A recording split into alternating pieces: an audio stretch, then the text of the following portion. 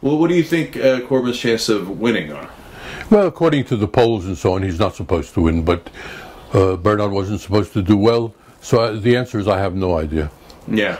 Any more than anyone. Yeah, I know the polls say that he's down by 9, but I tend to think it's too close to call.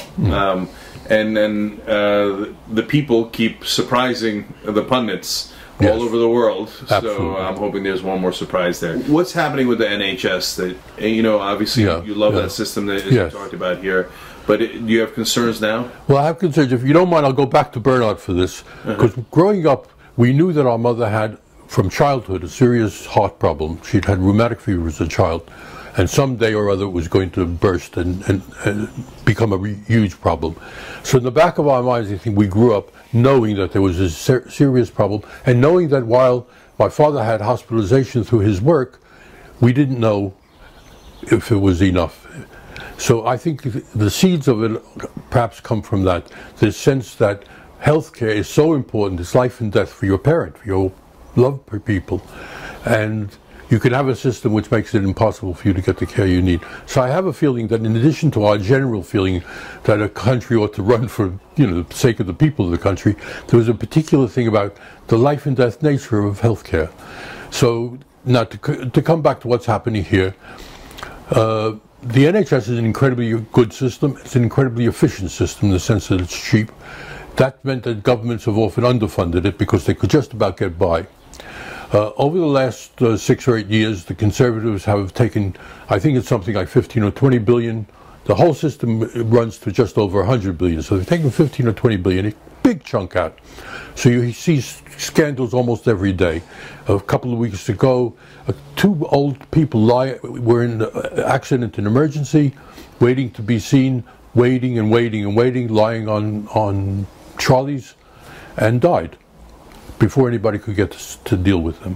Now, we see that, so the system is, the British Medical Association and so on have said it is on the verge of destruction.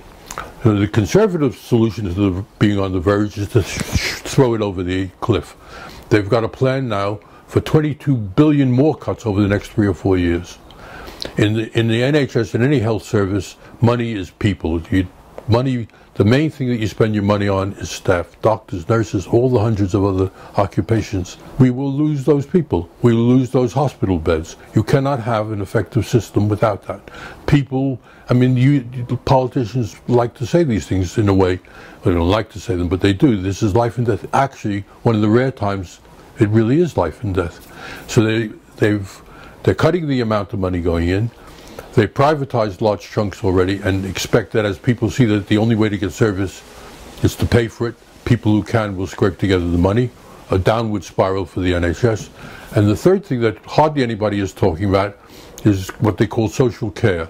You get patched up in hospital, but you're an older person, you've got 3 or 4 major illnesses going at once. You can still be having quite a nice life, but you go home, you aren't necessarily able to care for yourself, even to feed yourself, to dress yourself, to get out to meet people and to have a real life and not just look at 4 walls all day.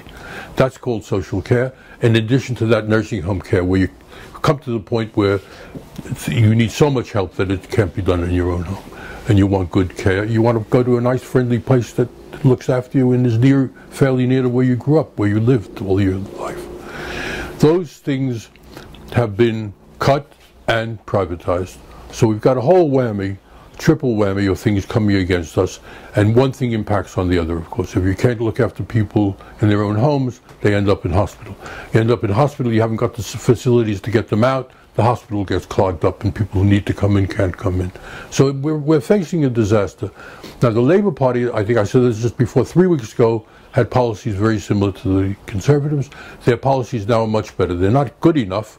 The BMA, the British Medical Association, says we need immediate injection to avert disaster of £10 billion, right, next week. Green Party agrees. Labour Party went from 2 billion, which is roughly what the Conservatives were offering, to 6 billion. So they're halfway there.